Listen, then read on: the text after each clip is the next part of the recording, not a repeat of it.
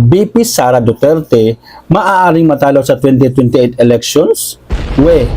Ito ay ayon kay DILG Secretary Junvic Remulla. So mga kabanat, naniniwala ba kayo dito na maaaring matalo si VP Sara Duterte sa 2028 presidential elections? Abangan natin yan. Pero ang tanong, sinong kandidato ang maaaring makatalo kay VP Sara Duterte sa 2028 presidential election ayon kay Junvic Remulla? So, ito ang magiging topic natin ngayon mga kabanat. Ito ang magiging laman ng ating reaction video ngayon. Itong patungkol sa sinabi ni DILG Secretary Junvic Remulla na maaaring matalo si VP Sara sa 2028 elections. Pero bago tayo magsimula mga kabanat, syempre, huwag niyo munang kalimutang mag-like, subscribe, at i-click ang notification bell para mas lagi kayong updated sa ating mga bagong videos na i-upload natin. So yun nga mga kabanat, sabi dito ni Junvic Remulla sa kanyang naging pahayag ay sinabi niyang maaaring matalo si VP Sara sa 2028 elections. At dito nga ay kanyang nagbigay siya ng mga choices. Nagbigay siya ng mga choices na maaaring makatalo daw kay VP Sara ng mga kandidato or mga posibleng kakalaban sa kanya sa 2028. Ito ay sina Bam Aquino, si Risa Hontiveros, si Leni Robredo, at Raffy Tulfo. Marami pa daw iba pero ito yung apat yung parang binigyan niya ng highlights na yung mga kilala talaga, yung mga kilalang politiko talaga ngayon. So, pero hindi kilalahan na dahil meron sila mga magandang reputasyon o yung mga magandang nagawa, kundi kilala lang sa pangalan dahil siguro alam niyo na yung mga kanilang mga may kanya-kanya mga issue, di ba? So, simulan natin dito kay Bam Aquino. So, tingin niyo mga kabanat, may pag-asa ba si Bam Aquino na manalo kay VP Sara Duterte sa 2028? Mukhang malabo yata, di ba? Kasi nakakalimutan yata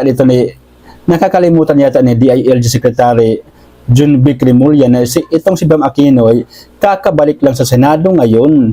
So, meaning, nanalo lang siya ngayong itong nagdaang eleksyon dahil nga kasi walang masyado mga popular na tumakbo, di ba? Yung sa mga line-up ni Duterte.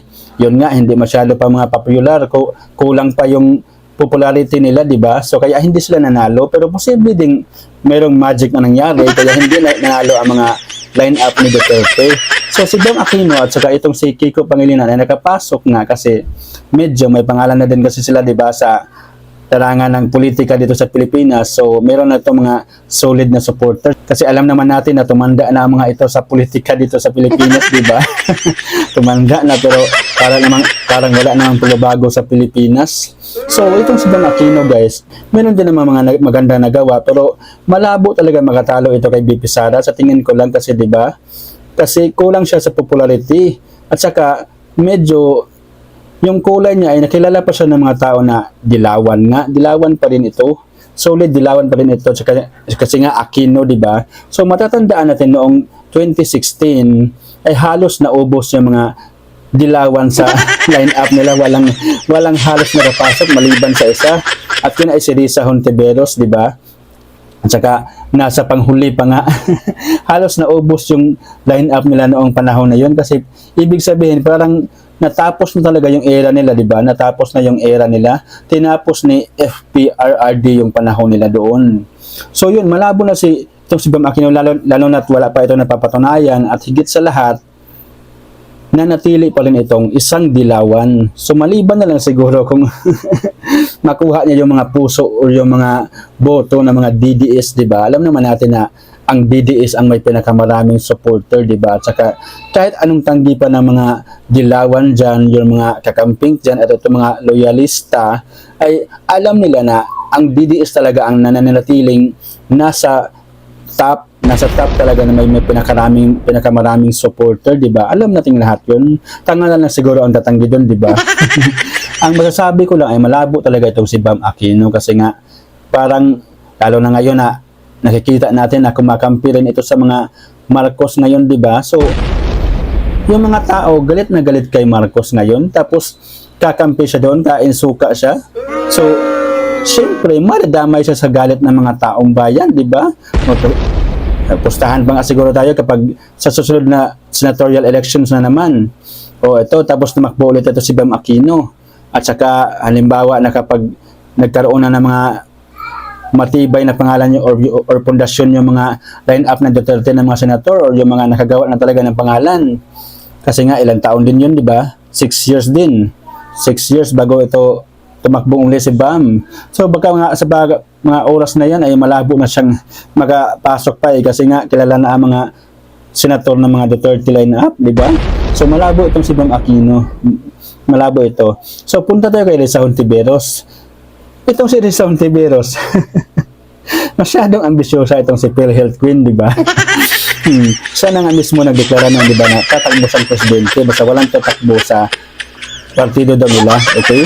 So, siguro dahil tatakbo ito kasi wala na ibang matakbuhan kasi last term na niya ngayon is bilang senator. So, tatakbo itong presidente daw or pwede rin daw vice-presidente. So, yun nga lang, kung presidente yung tatakbuhan niya, masasabi kong ambisyoso talaga siya.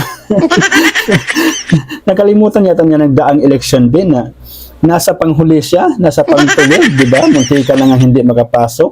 Baka pa nga posibleng may magic nang ginawa din para maipasok lang siya, di ba? So, yun nga.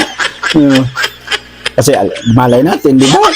Posible yun. So, yun nga, natakbo itong presidente. Pero nakakalimutan yata yan na napakarumi niya ng pangalan niya. Napakarumi niya ng pangalan niya dahil sa PhilHealth na hanggang ngayon ay hindi niya pa rin napapatunayan na wala talaga siyang kinalaman sa korupsyong nangyayari sa PhilHealth, di ba? So, tapos ngayon, tatakbo ng presidente. Nakakalimutan yata niya na ang pinagsisigawan ng mga tao ngayon or yung ginawang bansag sa kanya ay PhilHealth Queen. Kasi nga, siya ang tinuturong siya ang tinuturong nagbulsa ng pera sa PhilHealth o siya ang tinuturong may kinalaman sa korupsyon sa PhilHealth, di ba? So, yun pa lang, malaking ikasisira na niya yun at saka malaking disadvantage na sa kanya yun at saka malaking disappointment na yun para sa mga tao. Akala siguro ni Risa hindi alam ng mga tao, di ba, na yung tungkol sa PhilHealth na noong panahon niya. Kasi sabihin na natin yung tinanggi niya na nga wala talaga siyang kinalaman doon. Pero paano mo makukonvince ang mga tao na wala ka talagang kinalaman doon? Yung mga tao nga convince talaga sila sa mga sarili nila na ikaw ang may pakana ng corruption sa PhilHealth or yung may kinalaman ka talaga. So, paano ka tatakbong presidente niyan kung yan pa lang malabo ka na malabo ka na manalo dahil dyan sa issue mo sa PhilHealth na ang pagkakaalam ng buong Pilipinas ay ibinulsa. O di kaya, yun nga, ikaw ang dapat singilin dyan sa PhilHealth kasi walang nangyari sa mga ginawang savings ng mga tao dyan. Parang naging walang bakinabang tuloy ang PhilHealth. So, Risa, kung ako sa'yo, wag mo na lang pilitin yung sarili mo. Kung ako sa'yo, magpahinga ka na lang muna. Mag-relax ka na lang muna, yung mga ganun. Malay mo, hintayin mo na lang siguro muna na humupa muna yung mga panahon ng mga Duterte, tsaka ka tumakbo bago ulit, di ba? Pagka-presidente o anumang posisyon na gusto mo. Kasi kung ngayon, presidente ang tatakbuhan mo, di ka ba nag-iisip? Alam mo namang napakalakas ni Sara Duterte, tapos babanggain mo. Hindi lang pera at oras ang aaksayahin mo sa mga panahong ito kapag tumakbo ka ng presidente, di ba? At si Sara ang kinalaban mo, alam mo yan. Pero dapat magtipid ka na lang, maliban na lang kung hindi mo alam kung paano magtipid kasi nga meron kang pera dyan at tiba-tiba yung pera mo dyan, di ba? Baka meron kayong malita dyan. Di ba? Kasi nga kung hindi ka nag-iisip sa mga pwede mong maaksaya ng mga pera o yung ano pa oras mo dyan, diba, sa pagdating sa kampanya, ibig sabihin meron kang tinatago na siguro mga malita dyan. Anong puno ng mga pera galing sa kaba ng bayan, di ba? Kasi kung talagang yung pera mo ay tamang-tama lang at wala ka talagang tinatago, wala ka talagang kinurap doon sa PhilHealth, maiisip mo na magiging aksaya lang sa pera at saka sa oras mo ang pagiging pagtakbo kung si Sara ang kalabanin mo ngayong 2028, di ba? So malabo yan. Huwag ka nang umasa, Risa Hontiveros, hanggat hindi mo nakiklear yung issue mo sa PhilHealth, di ba? Hanggat hindi mo nakiklear yan, huwag ka nang umasa na magkakaroon ka pa ng posisyon dyan sa gobyerno. Hanggat mayroong mga Duterte, malabo na yan. Last chance mo na ito ngayon, last chance mo na. yung pang 12 ka, yun, last chance mo na yun. Kaya, wag mo nang asahan pang meron kang chance na manalo sa pagka-presidente, di ba? Sa 2028 elections. Kung ako sa iyo, tumakbo ka na lang sa mas mababang posisyon. Gayahin mo si Dilima, nag-congressman siya. May pakanabang pa hanggang ngayon, di ba? Kasi meron pang dumidiin sa mga kalaban, pagdating sa impeachment, merong bumoboto na pabor, yun nga, di ba? Para parang merong opposition.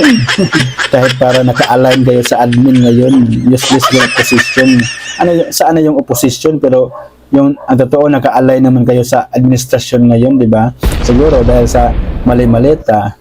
So, punta tayo dito kay Leni Robredo. Ito si Leni Robredo. Ito talaga ang maraming nagsisigawan daw mga supporters daw na posible daw manalo sa 2028 election kasi wala raw bahid ng korupsyon. Grabe, hindi nag-iisip talaga itong mga kakampwits, no? Walang bahid ng korupsyon kasi siyempre nga, hindi pa naman nananalo yan eh. hindi naman nasubukan na maupo sa posisyon ng mga top positions ay gaya ng senator. Hindi naman naging senator yan. Diretso lang tumakbo. Dahil sa nauto ng mga dilawan na malakas daw siya dahil yun nga sa nangyari sa husband niya na si GC Robredo. Feeling naman niya, malakas na talaga siya. Dahil siya nga ang ginamit na parang frontrunner ng mga dilawan noon. Kaya yun, tumakbo. Nanalo naman ang vice presidente pero yun nga, yung vice presidente naman kasi walang masyadong budget siya noon kasi di ba hindi naman siya parte ng administrasyon ni FPRRD. So, alangan naman yung kaunting budget niya doon sa OBP niya noong nanungkulan pa siya bilang vice president, ibulsan niya. Hindi masyadong mas halata, di ba? Kasi konti na nga lang, tapos wala pa siyang nakikita mga na ginagawa. O, di ba? So, malabong mangulap talaga yun. Saka, kung naupo siguro ito ng senador or congressman, kung naupo siguro ito ng senador, malalaman natin doon kung talagang meron siya mga hidden agenda din o yung mga pwedeng gawin na siya lang makakaalam, di ba? Pero hindi eh. Hindi niya nasubukan yung mga ganong posisyon. Diretso siya sa pinakamataas. Kasi siguro, napakataas din ng pangarap. Samahan na din ng medyo yung nauto, na brainwash ng mga dilawan na yun nga, malakas talaga siya at siya lang talaga ang may kakayahang tumapat sa mga Duterte. Iyon. So, itong si Leni Robredo, itong 2028, ay kung tatakbo man ito, ay posibleng ito talaga ang katapat kay BP Sara. Pero hindi ibig sabihin nun, Hana, may chance ito manalo kay BP Sara. Nakakalimutan niyo ba yung nagdaang election? Yung si BBM ang kalaban niya?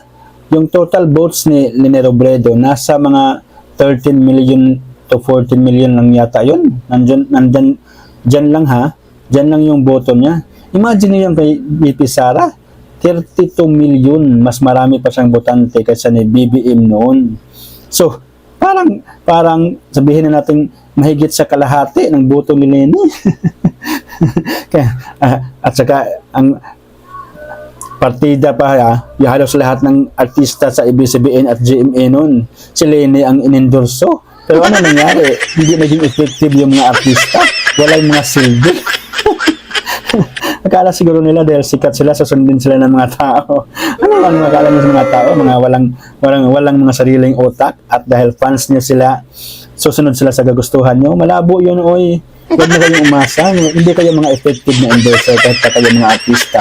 Basta pagdating na sa usaping politiko at paghawak sa ating bansa, di ba? Yung mga ganun. Huwag nyo nang, doon lang kayo sa mga produkto. Yun lang i-endorse nyo kasi posible pang may maniwala sa mga tao sa inyo doon kahit naman hindi mga totoong mga gumagamit kayo ng mga ganung produkto. So, itong si Leni Robredo guys, marami ang nasasabi ngayon, maraming nananawagan na dapat daw tumakbo siyang presidente sa 2028, pero yun nga, tumanggi na ito si Leni Robredo, pero hindi pa natin masasabi yan kasi baka, malay natin, baka taktika lang niya yan, di ba? Na baka natuto doon kay dating Pangulong Duterte noon na kunyari pa ayaw-ayaw, yun nga, di ba? Para kunin mo para magmasid muna sa publiko kung talagang marami ba ang mga taong may kagustuhang tumakbo siya, mga ganun, di ba? So, mga ganun. baka ginagaya niya ng style ni FPRRD noon na hinihintay mo na kung talagang tao na talaga ang mag-uudyok talaga sa kanya, or yung parang hihila sa kanya na tumakbo na talaga, di ba? Yung grabe na talagang manawagan, yung iiyak-iyak na yung iba para lang tumakbo siya, di ba? Yung mga ganun. Oh, pero ito si Leni Robredo, malabo pa rin manalo ito kay VP Sara para sa akin, ha. Kasi pagbabasihan pa lang natin, wala na talaga, wala na pag-asa. At alam ni Leni yan. Kaya kung totoo siya sa sinabi niya na hindi siya tatakbo, malamang yan ang naiisip niya. Malabong manalo siya kay VP Sara, at alam niya yun kasi malakas talaga si VP Sara, di ba? Malakas si VP Sara. Aminin man ng mga kakampings at hindi, malakas talaga si VP Sara. Hindi talaga aamin yung mga kakampings kasi siyempre para na lang inadmit yung pagkatalo nila, di ba? So hindi yan aamin. So punta tayo dito kay Raffy Tulfo. Raffy Tulfo.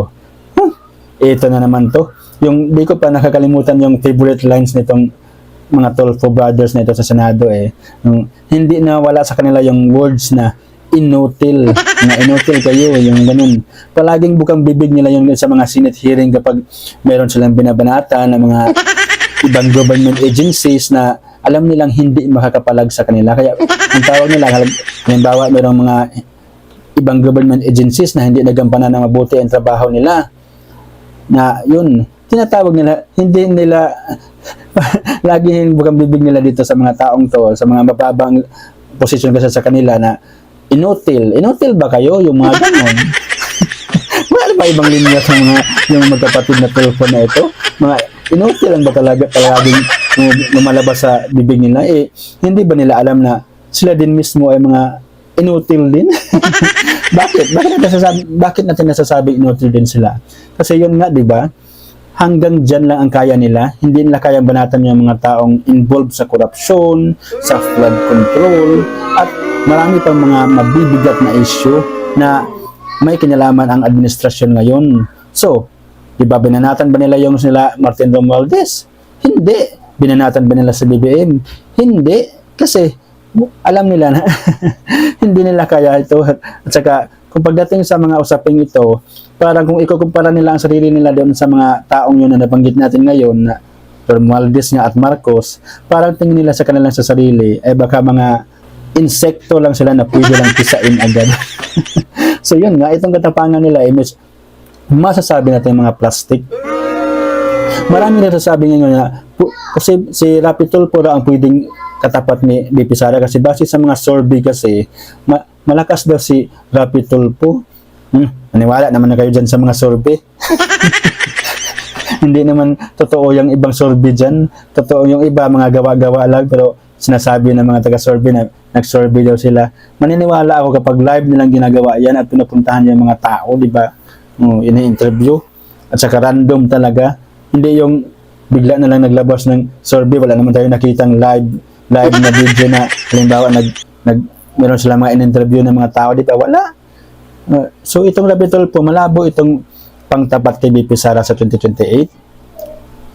Feeling lang nila yun na malakas si Raffy Tulfo. Pero sa totoo, wala to. Walang bilang to, walang supporter to. Naswertihan lang ito pagtakbo ng senador kasi yun nga, medyo kilala na siya . Katulad nung kay dating BP na si Noli de Castro, di ba? Dahil kilala siya sa larangan ng broadcasting or sa TV, na parang daig na rin ang artista, yun, nanalo. Ito, si Raffy Tulfo, katulad lang din ito noon. Pero sa susunod na eleksyon na kapag tumakbo ito, posible pang ang matalo na ito kasi wala naman tayong nakikita magandang nagawa nito. magandang nagawa nito . Puro lang ito banat ng banat sa mga ibang government agencies na mababa pa sa kanila kasi alam nila hindi makakapalag. Palagi lang tinatawag na inutil kayo, inutil. Di ba nila tinitingnan ang sarili nila, inutil din sila, di ba? Mas halos lang inutil kasi yung mga big time na talaga ng issue dito sa atin sa Pilipinas, wala sila nagawa. Natatandaan niyo ba yung PCSO? Si Raffy Tulfo, ang tapang-tapang nung una. Pagkalibas ng ilang mga linggo, nawala. Biglang nawala yung issue ng PCSO. Iwan natin kung ano nangyari. Baka sinampal ng malita o binato ng malita. Kaya ayun, natahimik. Hanggang ngayon, nawala na. Tapos yung mga binabanatan na nila ngayon, yung mga nang-aapi na daw sa mga Pilipino, mga nang-aapi na daw sa mga maliliit na mga Pilipino. Tama naman yun na panatan talaga yun. Pero ang hindi tama doon ay yung parang nag-aastig-astigan sila. Pero yun nga, nagpapakita sila na matapang sila. Pero pagdating na sa mga issue na talagang mas dapat talagang tutukan, wala naman pala mga parang natatakpan ang mga bibig, daig pa mga pipi, di ba? Hindi makapagsalita, hindi makapagbigay ng mga reaksyon sa mga nangyayaring bigating issue ng corruption ngayon sa Pilipinas. Parang wala, parang mga pipi, di ba?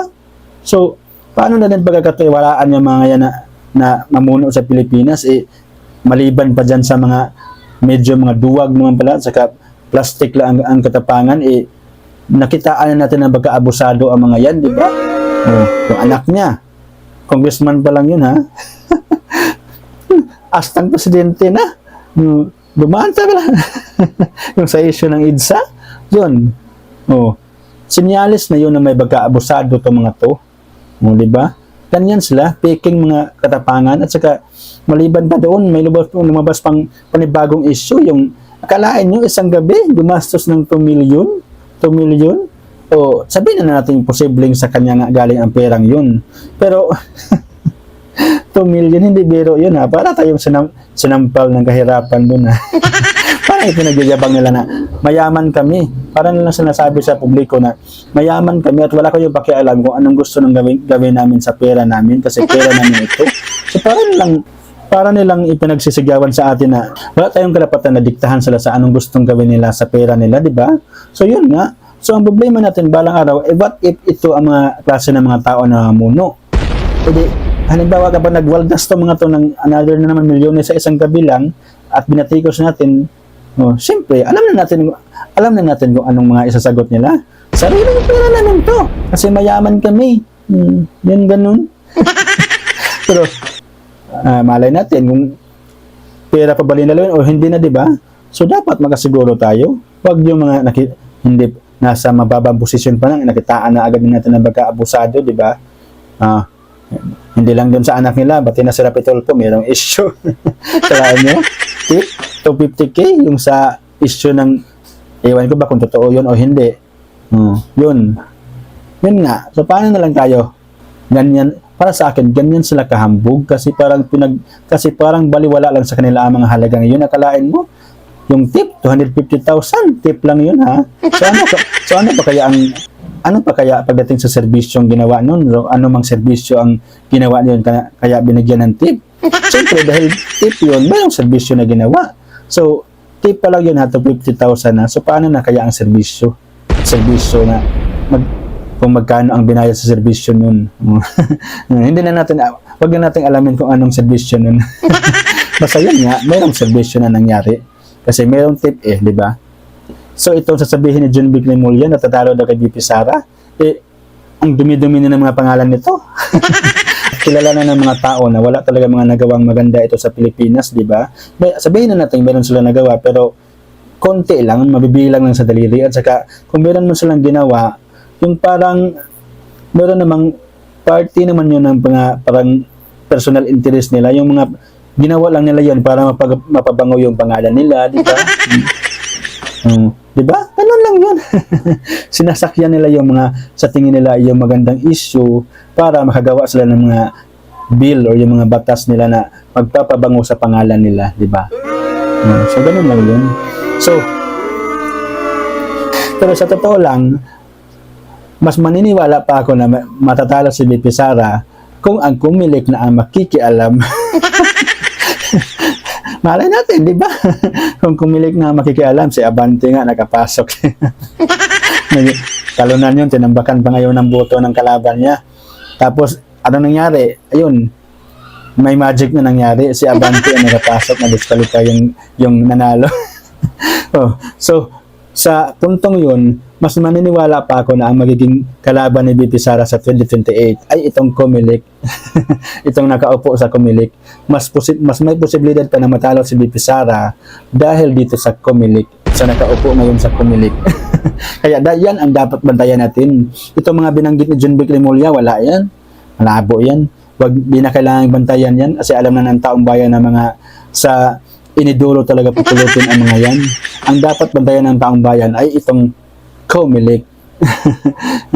Malay natin, di ba, kung merong magic na mangyari or yung merong magic na pinaplano.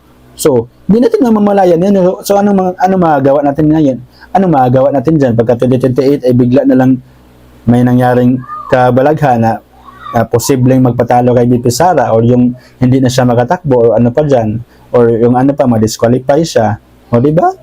Nasa kamay ng Comelec ang kapalaran ni BP Sara sa 2028. So, hanggang dito na lang siguro yung reaction video natin mga kabanat tungkol dito sa sinabi ni Jun Vic Remulla. Hanggang sa susunod na video natin, at huwag kalimutan, kapag may kabulastugan, kailangang banatan to the max yan.